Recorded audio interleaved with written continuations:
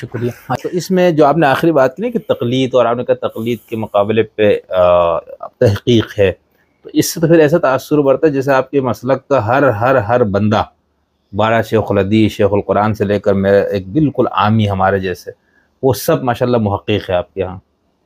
یعنی محققین کی ایک کھیپ سمجھ لیں، ہم یہ کہیں کہ بھئی جو اہل حدیث یا غیر مقلد وہ محقق. اس میں دیکھیں اور عامی کیسے وہ کرے گا؟ مقلد وہ ہوتا ہے کہ جو سوال ہی نہ کرے، جو امام نے کہہ دیا بس اس کو ماننا ہے، دلائل نہ پوچھے. صحیح. ہمارا کوئی بھی اہل حدیث ہوتا ہے، وہ اگر ہمارا کوئی امام، ہمارا کوئی عالم اس سے کوئی بات کہتا ہے یا اس کو کوئی فتویٰ دیتا ہے، تو وہ اس سے دلیل مانگتا ہے کہ بھئی یہ اس کی دلیل کیا ہے، اور آنکھیں بند کر کے جو ہے نا وہ اس پر عمل شروع نہیں کر دیتے. صحیح. تو یہ اس نسبت سے یعنی یہ عام بات ہے. ایک بہت بڑے عالم دین جو ہے حنفی سے اہل حدیث ہوئے، اور پھر جب اہل حدیثوں میں ظاہر ہے تبلیغ بھی ہو رہی ہے، جمعے بھی پڑھائے جا رہے ہیں، فتوے بھی دیے جا رہے ہیں، تو ان کے الفاظ یہ تھے کہ اب مجھے لگتا ہے کہ اب آیا ہوں پہاڑ کے نیچے. اچھا. یعنی وہاں تو ہماری بس ہاں میں ہاں ملانے والے ہوتے تھے، اور یہاں جو ہے ہم جو بات کہیں ہم سے کہتے ہیں بھائی اس کی دلیل کیا ہے، اس کی دلیل کیا ہے. تو وہ پھر اہل حدیث رہے یا دوبارہ چلے گئے؟ نہیں، وہ اہل حدیث رہے اور اسی حالت میں اس دنیا سے رخصت ہوئے. میں نے کہا یہ تو بہت سخت ہو گیا نا کہ ہر بندہ آپ سے دلیل مانگے، اور عام طور پر وہ جو تقلید کی ہمارے کتابوں میں جو کچھ چیزیں تو مسلمہ ہوتی ہیں نا، تو باقی جو ایسی چیزیں جس کا اس کو علم نہیں ہوتا اور اس میں کوئی اس کی ذہن میں کوئی سوال ہوتا ہے تو وہ پوچھتا ہے، ورنہ دوسری جگہ تو سوال کرنا ہی بے ادبی ہو جاتا ہے. صحیح. تو آپ کے ہاں جیسے ہم نے کچھ کتابیں پڑھی، یہاں تک کہ ابوالوفا ثناء اللہ مرسلی صاحب کی تقلید پہ ایک مناظرے کی بھی بڑی اچھی کتاب ہے، اور بھی. اچھا، یہ جو مسئلہ ہے نا، جیسے ہم یعنی جو ہمارے ہاں جو 4 فقہی مسالک ان کے ہاں تو یہ تسلیم کر لیا گیا نا کہ بھئی یہ 4 ائمہ ہے، ان کے فہم دین پہ ہم نے چلنا ہے. شیعوں کی طرف ہم آتے تو وہاں پر بھی یہ جھگڑا ہے، یعنی ایک اخباری گروہ ہے، اب تو نہیں رہا، بہت اکا دکا اخباریت لوگ میں ہے.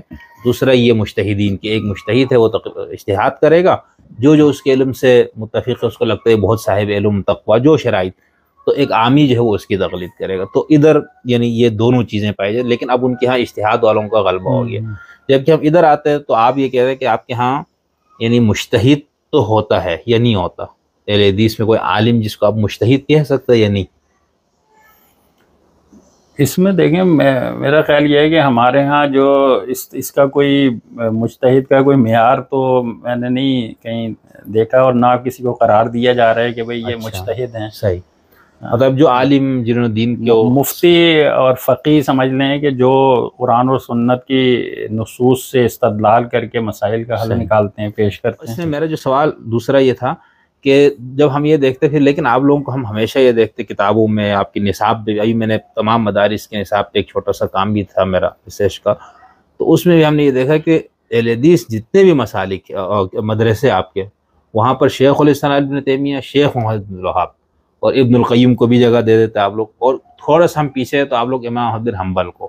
تو یہ تقلید ہے نا، تو آپ لوگ تو اپنا سارا کچھ ان سے لے رہے ہیں. اور دوسرا خود شیخ محمد بن الوہاب اور ابن تیمیہ دونوں کے بارے میں یہ بات کہی جاتی ہے کہ وہ خود احمد بن حنبل کے مقلد ہے. ایک جو ہے عام اہل حدیث سے آپ بات کریں گے تو کبھی بھی وہ یہ نہیں کہے گا، نہ عالم یہ کہے گا کہ بھئی اس معاملے میں امام ابن تیمیہ نے یہ کہا ہے یا محمد بن عبد الوہاب نجدی نے یہ کہا ہے، اس وجہ سے ہم یہ کہہ رہے ہیں.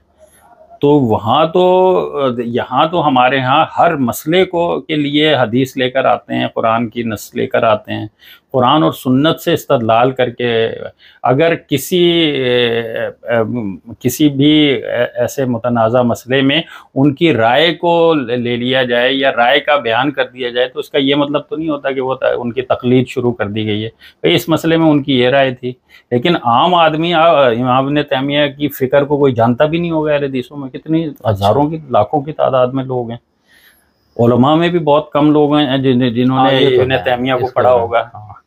یہ تو میرا مشاہدہ بھی ہے، تو بس نام لیتے لیکن یہ بھی پھر ہم سے اس طرح کی جو ہے مخالفین جو ہے وہ اس طرح کی چیزیں نہیں. لیکن آپ کو باقی جتنے یعنی ہمارے جو فقہی ائمہ یا جو گزرے ہیں ان سے زیادہ نسبت تو آپ لوگ جوڑتے ہیں نا، یہ تو آپ اس کا تو انکار نہ کریں نا. شیخ عبدالوہاب محمد عبدالوہاب اور شیخ الاسلام ابن تیمیہ سے آپ لوگ نہیں، زیادہ کہاں نسبت کو جوڑتے ہیں؟ ہماری نسبت تو ہم تو ہمیشہ اللہ اور اس کے رسول سے نسبت جوڑتے ہیں، قرآن اور سنت سے نسبت جوڑتے ہیں. ہمارے ہاں تو کبھی بھی اس طرح کی نسبتوں کو کہ نہ کوئی وقت ہوتی ہے.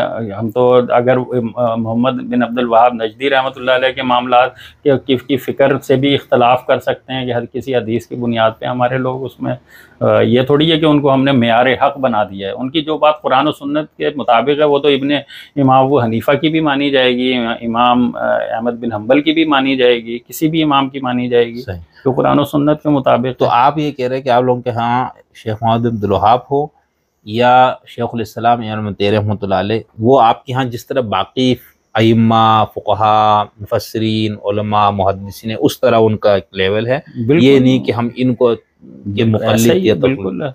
اچھا آپ ریسرچ کر لیں ہمارے علماء میں بھی اور ہماری عوام میں بھی، تو کہیں آپ کو کسی معاملے میں آپ پوچھیں گے تو کہیں آپ کو یہ سننے کو نہیں ملے گا کہ بھئی یہ اس بات پر ہم عمل اس لیے کرتے ہیں کہ یہ محمد بن عبد الوہاب نجدی نے یہ فتویٰ دیا ہے یا ابن تیمیہ نے یہ فتویٰ دیا ہے. ایسا کہیں بھی نہیں ملے گا. تو یہ میری غلط فہمی ہے اس کا مطلب ہے. بالکل غلط فہمی ہے.